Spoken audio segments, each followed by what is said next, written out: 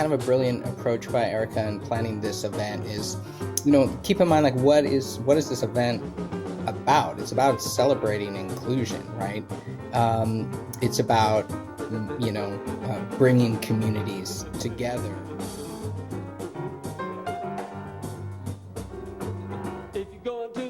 Morning, folks. It's the morning after the 2-day Alley Cat race, the Pridecat.Race. Sun hasn't quite broken through here in Santa Cruz, but I want to tell you all about this weekend's event, why it's important, some things I learned.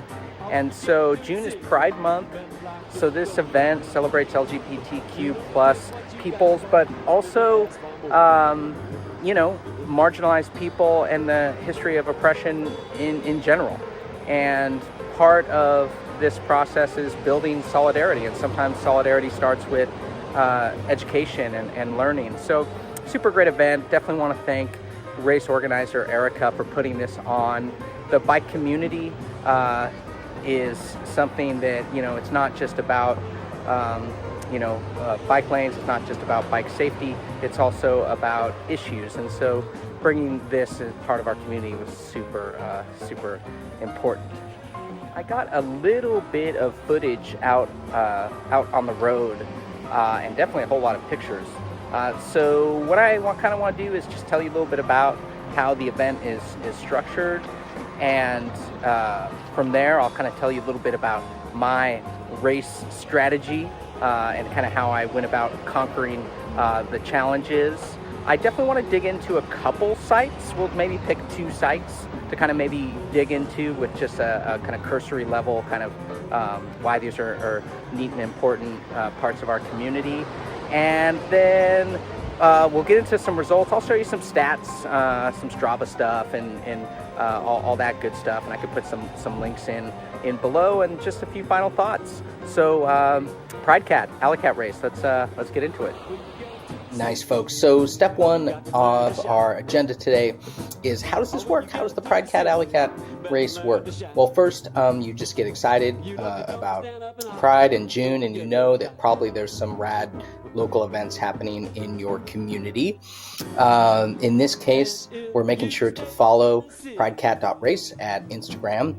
And when you're just getting hyped, getting stoked, the wee hours of the morning of the first day of the event, you get sent out a link to this cue sheet, and it doesn't really look like it does right now. It's a little more plain, and we'll talk about that in a second. But it's a pretty much big old list of clues, and you could also see they have a few different point values, and you just dive in. You dive in where you want to dive in.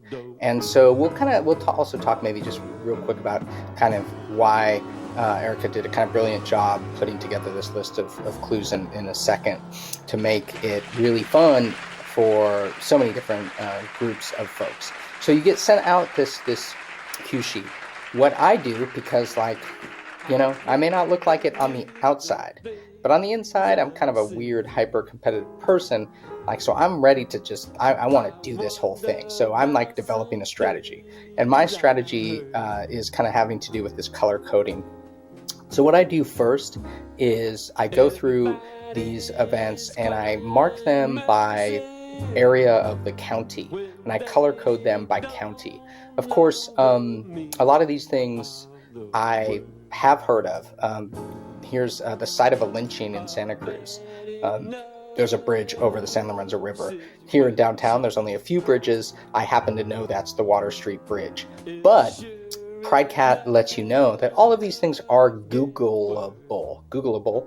And so if you need to Google stuff, which I feel like you will, because this is a teaching and learning opportunity, you can do that as well. And then I'm simultaneously making this sheet. So I'm breaking it down by what I'm going to try to go for on Saturday and what I'm going to try to do on Sunday. And Saturday, again, I'm going to decide to hit downtown and midtown Santa Cruz, some things on the east side of Santa Cruz, and then a bunch of stuff in kind of the Watsonville and Corralitos area. And then I'm going to, on Sunday, take on kind of the west side of Santa Cruz and some stuff, which I'm kind of having this category of going big. These are things that are like significant rides, and so I'm kind of deciding which of these kind of going big activities am I able to do, and I decided to kind of go with this Mountain Charlie one, but there are definitely a few going big opportunities, and that's why there's different point values for some of these things. So this is my strategy going into the event. And so if we kind of see how this looks on the Strava for day one, for example, I'm again, here we are starting with a bunch of stuff downtown Santa Cruz. So this is me hitting those things, kind of heading east, hitting a few things here. And after that, pretty much just like trucking down all of this, it's just me riding out to Watsonville. So all of this, cruising down San Andreas Road to Watsonville, and then boom, once we kind of get here to Beach Road, I'm kind of starting back on the clues, hitting Watsonville, dipping into Pajaro a little bit, going up to Corralitos in the Freedom area, and starting to then eventually work my way back, a little out and back here in Nicene. And so that was kind of my, I guess, general approach. So yeah, now I'm just putting in some miles and getting out to Watsonville, where a whole just other great bunch of spots pop up. I'm less familiar with the city streets of Watsonville, and so I feel like that's going to be a little bit of a challenge cruising around, but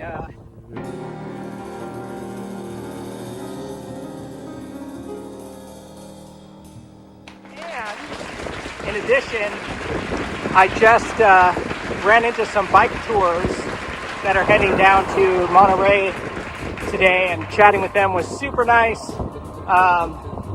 especially since I kind of just got back from that trip a few weeks ago. It really made me feel a lot better than the asshole in Aptos who yelled at me for standing on the sidewalk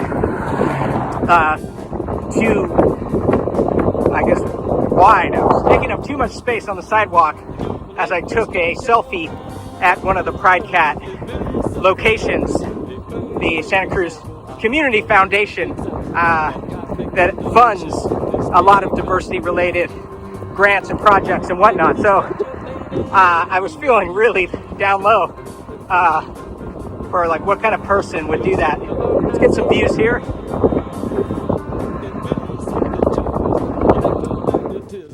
To make me lose my voice, got all my circuits open, my system's reading go.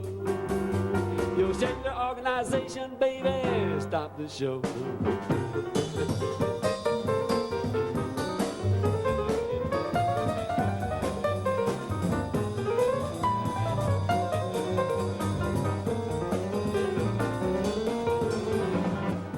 Let me just kind of show you when we look at this list of events, right? And then we kind of now kind of see it here in kind of my breakdown. This is kind of where just maybe we understand the power of this event in terms of the ability to participate at your own level. Because you theoretically could just honestly hang out, maybe you, the family, etc., cruise around on bikes, family style, and just do downtown Santa Cruz and have a great time. Maybe if you and your friends want to kind of make it a little bit more of a party, you want to get together after some brunch and maybe a couple beverages, you could do downtown and maybe push yourself to also, for example, go to right up to UCSC and hit some things there. So it's really a series of concentric circles of how far you want to go. And here at Bike Vids, right, I live in Santa Cruz City, but this is a county-wide event, and so we could do this same exact approach in Watsonville, I could just decide to hit some of the things here. You know, for example, just right in downtown Watsonville, right? And I could do that same exact thing if I want to push myself a little bit more in the Watsonville area. I could then maybe expand to Freedom, or I could maybe take a ride out to Corralitos. So in that part of the county, you could choose to do the same exact thing. Then the third kind of aspect, right, is people like me here at Bike Vids, right? I'm a nut, right? I want to do the whole friggin' thing, right? And I could do that too.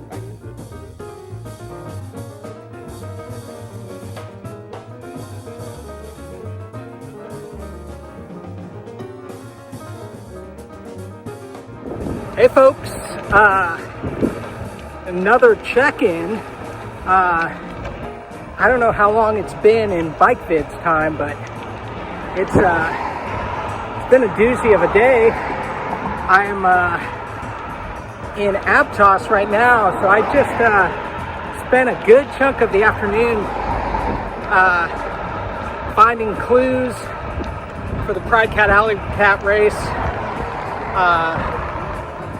in Watsonville and Corralitos, and I just did a little grab up Nicene Marks a little bit.